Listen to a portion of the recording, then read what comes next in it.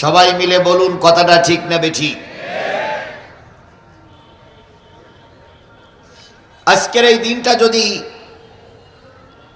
29শে November 2024 না হয়ে 29শে November 2023 হতো, তাহলে এই যে বুঝতে পেরেছেন, লাইট অফ করে দেওয়া লাগতো। বক্তা আসার ব্যাপারে অনেক ঘাত প্রতিঘাত পেরিয়ে বক্তাকে মঞ্চে উঠতে হয়েছে। কথা বলেন ঠিক না বেঠিক? যারা জীবনে এক ওয়াক্ত নামাজ পড়িনি, যারা জীবনে মসজিদ মুখ হয়নি, তাদের কাছ থেকে অনুমতি নেওয়ার জন্য সপ্তাহের পরে সপ্তাহ তাদের বাড়িতে যাতায়াত করা লেগেছে। এরপরও যদি কোনো ছলে বলে কলে কৌশলে অনুমতিটুকু নেওয়া গেছে, বক্তারা কোন সাবজেক্টের উপরে আলোচনা করবে এটা ওনারাই নির্ধারণ করে দিয়েছে। বক্তা যদি একটু মিস্টেক করে কোনো একটা কথা বলতে যেয়ে কোনো কায়দায় যদি একটু নির্বিষ করেছে, বক্তার কাছ থেকে ওই রামপন্থী বামপন্থীরা মাইক কেড়ে নিয়েছে। শুধু মাইক কেড়ে নেই নাই, বক্তাকে লাঞ্ছিত করে, অপমানিত করে, অপদস্থ করে বক্তাকে মঞ্চের থেকে গলা ধাক্কা দিয়ে নামাই দিয়েছে। অনেক বক্তাকে পিটাই আহত করে হাসপাতালে ভর্তি করেছে, অনেক বক্তাকে পিটাইয়ে গাড়িতে তুলে তাকে বিদায় করে দেওয়া হয়েছে। কথাটা ঠিক বললাম না বেঠিক বললাম? সকলের ধারণা ছিল এনারা 41 সাল পর্যন্ত ক্ষমতায় থাকবে। মাঝে মাঝে আবার মুখ ফসকে বলতেন 71 সাল। কথা তাই বলতেন না ভাই? আমরাও যারা জামাত বিএনপির নেতারা এখানে উপস্থিত আছেন আপনারা, আমরাও ধারণা করে নিয়েছিলাম যতদিন পর্যন্ত এই পেতনির বাচ্চা না মারা যাবে ততদিন পর্যন্ত এদেশে স্বাধীনভাবে কিছু করা সম্ভব নয়। কথাটা ঠিক না বেঠিক? আমরা যখন হাল ছেড়ে দিলাম, আল্লাহ তখন বলল তোমাদের চেষ্টা শেষ, আমার রহমত শুরু। কোথার থেকে ছোট ছোট বাচ্চারা, কলেজ ভার্সিটি পড়ুয়া ছেলেরা মেয়েরা রাস্তায় নামলো, এর পতনের জন্য না, সংস্কারের জন্য। কথা বলেন ঠিক না বেঠিক? এক পর্যায়ে রক্ত ঝরল, এক পর্যায়ে লাশ পড়ল, জনগণ এক দফা দাবি নিয়ে রাস্তায় নামলো। জনগণের দাবির মুখে অহংকারী, এই পৃথিবীর সবচেয়ে নরহত, এই পৃথিবীর সবচেয়ে বড় সন্ত্রাসী, এই পৃথিবীর সবচেয়ে বড় হিটলার ময়দান ছেড়ে পালিয়ে যেতে বাধ্য হয়েছে।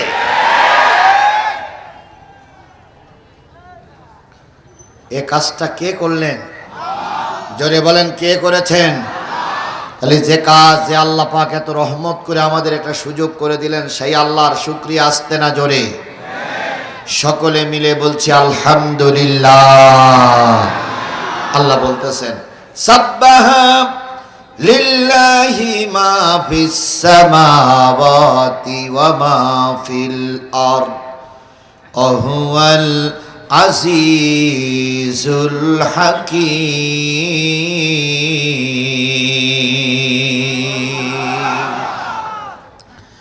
বান্দা শোনো, আসমানে যা আছে, জমিনে যা আছে, আসমানের নিচে যা আছে, জমিনের তলদেশে যা আছে, ইচ্ছায় হোক আর অনিচ্ছায় হোক, সকলে মিলে প্রশংসা করছে কার? সকলে মিলে সেজদা করে কার? শুধুমাত্র কেবলমাত্র মানুষ তার আল্লাহকে একরকম ভুলেই গেছে। ক্ষমতার মসনদে বড় চেয়ার পেয়েছেন, 15 মিনিট 20 মিনিট জাতীয় সংসদে কথা বলার সুযোগ পেয়েছেন। সর্বপ্রথম দাঁড়িয়ে শুকরিয়াটা আদায় করা দরকার ছিল কার?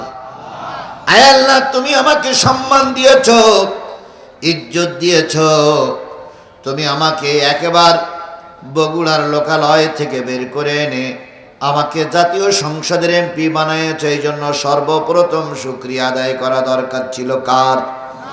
কিন্তু একবার বেমালুম ভুলেই যায়, জাতীয় সংসদে দাঁড়িয়ে সর্বপ্রথম বক্তব্য স্মরণ করছি হাজারো বছরের শ্রেষ্ঠ বাঙালি জাতির পিতা মরহুম মুজিবুর রহমানকে। আল্লাহর কথা না স্মরণ করে স্মরণ করছে কাকে? নেতাকে। তারপরে স্মরণ করছি যিনি আমাকে নমিনেশন দিয়ে বগুড়ার মাটির থেকে হাজারো ভোটের মাধ্যমে পাশ করাই নিয়ে আসলেন, তাকে স্মরণ করছি, এলাকার মানুষকে স্মরণ করছি। একটা বারের জন্য আল্লাহর নাম মুখে উচ্চারণ করলেন না। আল্লাহ বলতেছে, বান্দা শোন, কোন অস্তিত্ব তোর ছিল না, আমি তোর অস্তিত্ব করে দিলাম। তুই এখন আমারে ভুলে গেলি, এখন জনগণ পরাচ্ছে ফুলের মালা। অল্প কিছু দিনের ভিতরে ওই একই জনগণ তোর গলায় পরাবে জুতোর মালা। যাদের রাস্তায় নামলে, গাড়িতে নামলে স্যালুট দিত, যাদেরকে পুলিশ স্যালুট দিত, এখন সেই একই পুলিশ কোমরে দড়ি বেঁধে জেলখানায় নিয়ে যাচ্ছে। যাদেরকে দেখলি পুলিশ স্যালুট মারত, তাদের এখন মামলা দিয়ে কোর্টের বারান্দায় তুলে রিমান্ডে তাদেরকে ডিম থেরাপি দেওয়া হচ্ছে। কথা বলেন, কথা বলেন, কথা বলেন। এর নাম আল্লাহ। এর নাম কে? আল্লাহ। তখনও ছিল, এখনো আছে। পৃথিবীতে আল্লাহ সব জিনিস সহ্য করে, কখনো অহংকার সহ্য করে না। সুতরাং এই অহংকারীদের হাত থেকে আল্লাহ আমাকে বাঁচালেন, আপনাকে বাঁচালেন। এই জন্য আল্লাহর দরবারে আবারও শুকরিয়া আদায় করছি, আলহামদুলিল্লাহ। সর্বকালের সর্বশ্রেষ্ঠ মহামানব, যিনি সারা জীবন উম্মতের জন্যই কেঁদেছেন। কথা বলেন ঠিক না বেঠিক?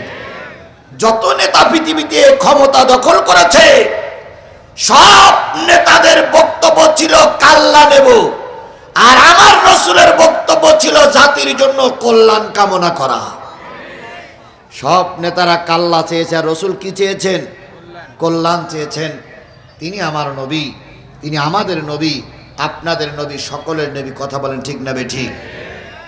আল্লাহর নবী এই পৃথিবীতে যখন আসলেন, নবীজির ঘরে ছাউনি ছিল না, ছাদ ছিল না, ছাদহীন, ছাউনিহীন, খোলা আকাশের নিচে একটা চার বেড়ার ভিতরে নবীজি এসে দুনিয়ার মুখ দেখলেন।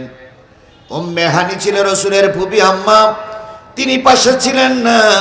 সংবাদ পাইলেন আব্দুল্লাহর ঘরে একটা ফুটফুটে চাঁদের মতো সন্তান জন্ম নিয়েছে। ফুফি আম্মা চলে আসলেন ছুটে, এসে দেখে নবী শুয়ে আছেন।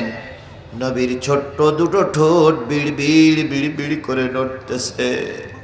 ফুফি আম্মা নবীকে কোলে তুলে দুই গালে দুটো চুমা দিয়ে বললেন, বাজান, তোমার মুখের ভাষা তো আমি বুঝতে পারি না, তুমি কেন ঠোঁট দুটো নাড়াই নাড়াই কি বলতেছো?